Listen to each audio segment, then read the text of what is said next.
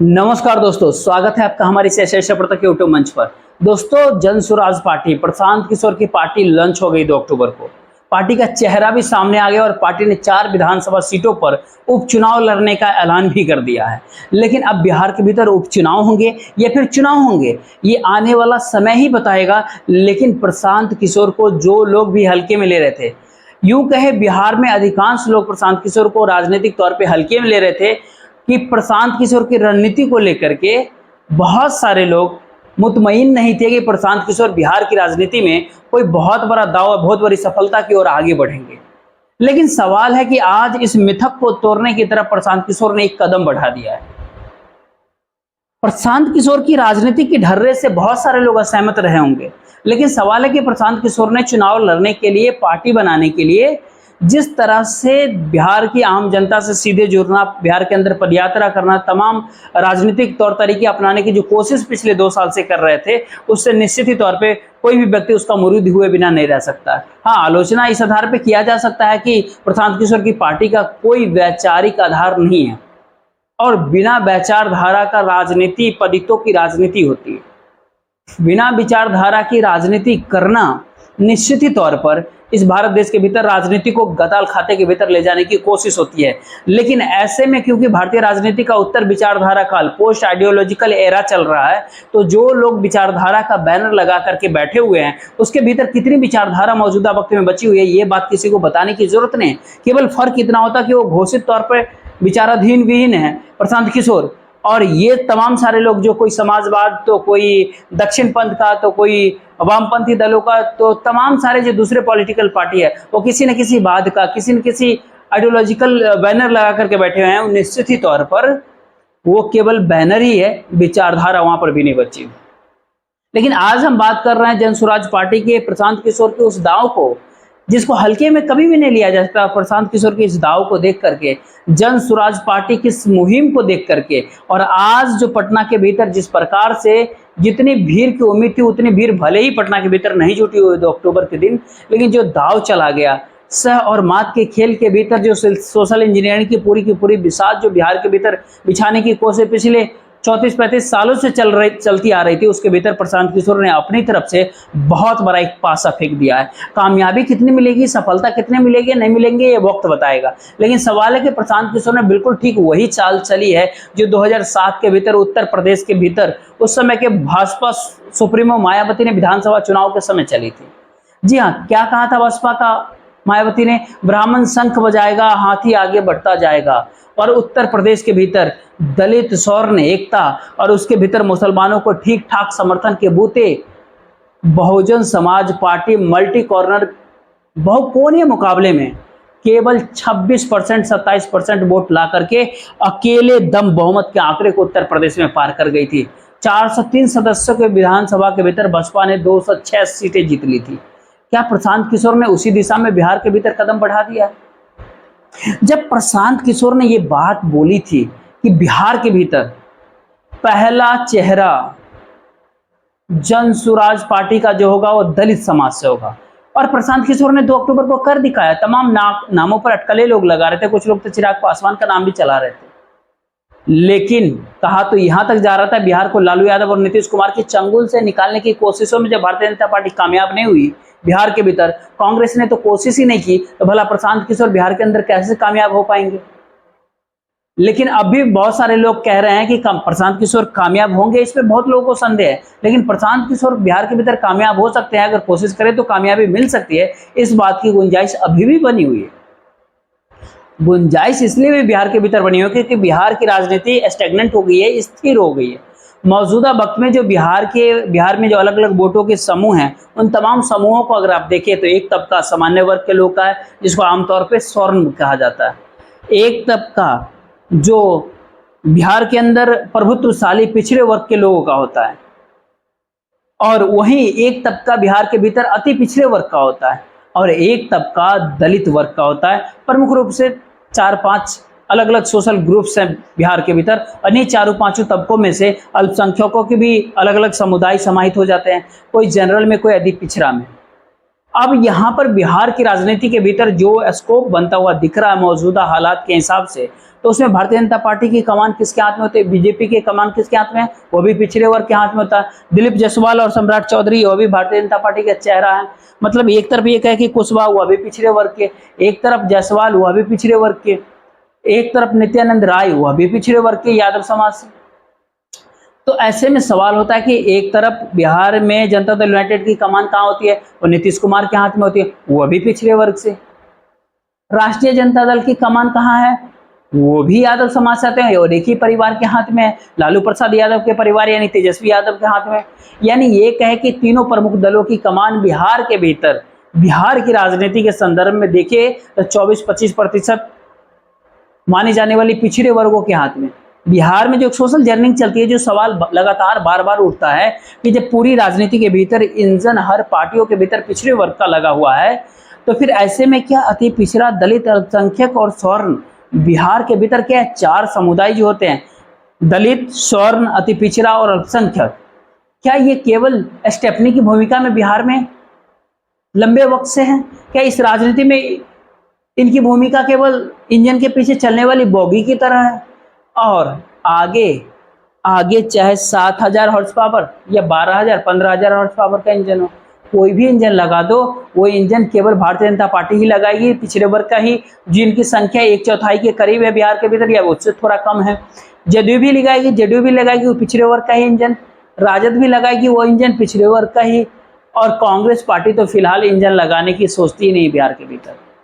तो उन परिस्थितियों के भीतर बिहार की सियासत में बिल्कुल वही प्रयोग जो मुलायम सिंह यादव के मुख्यमंत्री काल में उत्तर प्रदेश के भीतर भाजपा के 2007 के उत्तर प्रदेश के विधानसभा चुनाव में बहुजन समाज पार्टी ने किया था, यानी मायावती ने दलित स्वर्ण एकता और मोटे मोटे तौर पे कहे तो दलित ब्राह्मण एकता और उसमें अल्पसंख्यकों के कुछ समुदायों को जोड़ करके जो कामयाबी हासिल की थी 2007 के भीतर उत्तर प्रदेश के भीतर, उस कामयाबी की तरफ बढ़ने की कोशिश प्रशांत किशोर की दिखती है। मनोज भारती बिहार में दलितों के बीच की प्रभुत्वशाली बिरादरियों में से एक जाने वाले रविदास समाज से आते हैं, लेकिन सवाल है कि बिहार की दलित राजनीति के भीतर आमतौर पर पासवानों का वर्चस्व होता है। रामविलास पासवान, अब चिराग पासवान। दलित समाज के बीच जो दूसरे प्रभुत्वशाली नेता हैं जीतन राम मांझी, उनके बेटा संतोष मांझी, उनके भी 2% के आसपास वोट होते हैं। पासवान समाज के भी वोट होते हैं। तो ये जो 7-7.5% के आसपास जो वोट होते हैं, 2 समुदाय के, पासवान समाज जिनका अपना नेता चिराग पासवान, मुसहर समाज, मांझी समाज जिनका अपना नेता है। इसके अलावे भी बिहार के भीतर 10-11% दलित वोट हैं, और वो 10-11% दलित वोट क्या दलित मुख्यमंत्री को बनाने के लिए बिहार में आगे बढ़ेगी? बनाए या ना बनाए, लेकिन क्या उस नारे के साथ आगे बढ़ेगी? मनोज भारती के रूप में ये कवायद प्रशांत किशोर ने किया है, मंच से किया है। मनोज भारती नेत्रहाट से पढ़े हैं, IFS अधिकारी रहे हैं, मनोज भारती IIT के भी छात्र रहे हैं, और यानी ये कह के कुल मिलाकर के पढ़े लिखे व्यक्ति होते हैं। और एक बात जरूर होती है कि ब्यूरोक्रेटिक अप्रोच के साथ राजनीति के भीतर सफल होना आसान नहीं होता, और राजनीति केवल ब्रांडिंग और प्रोडक्ट सेलिंग का काम नहीं होता।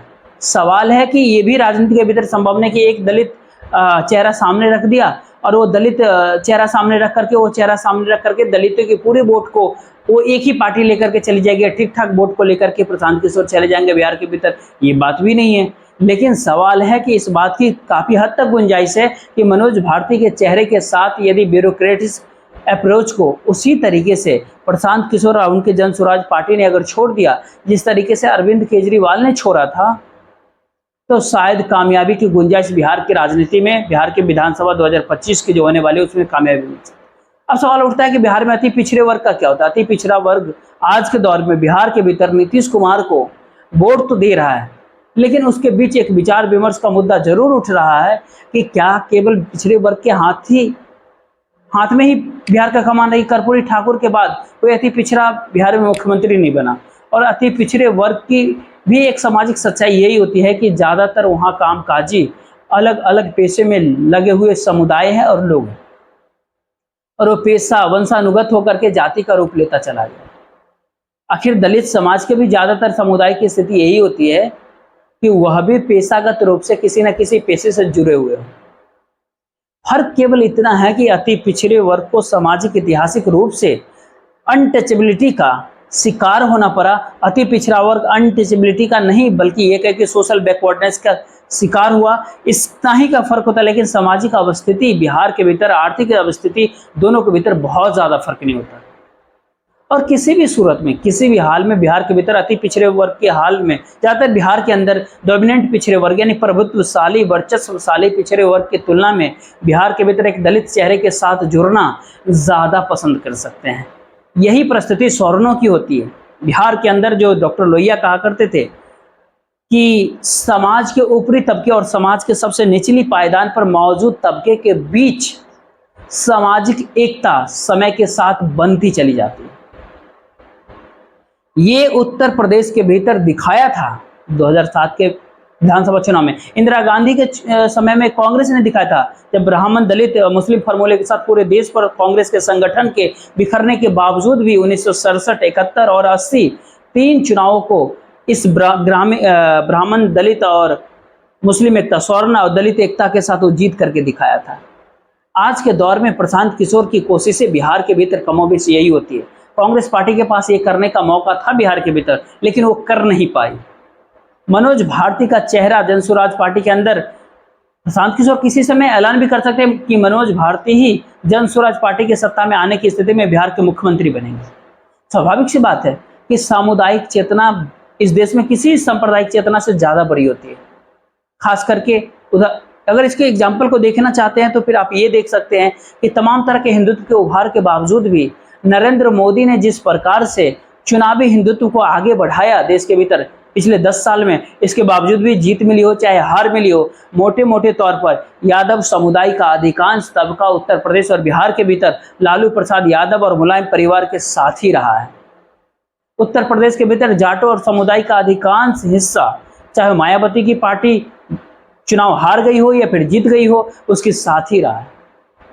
भले ही बसपा की कमजोर पड़ने से स्थितियां उत्तर प्रदेश के भीतर बदली हो, लेकिन सांप्रदायिक चेतना की तुलना में, कम्युनल कॉन्शसनेस की तुलना में कम्युनिटी कॉन्शसनेस कुछ ज़्यादा ही बिहार में फैलती है और प्रभावी होती है। ये इस बात को प्रशांत किशोर ने शायद भाप लिया है। खुद प्रशांत किशोर को कई लोग प्रशांत किशोर पांडे भी कहते हैं। ठीक है कि जम से वो ब्राह्मण होते, ब्राह्मण उनके साथ जुड़े भी हैं।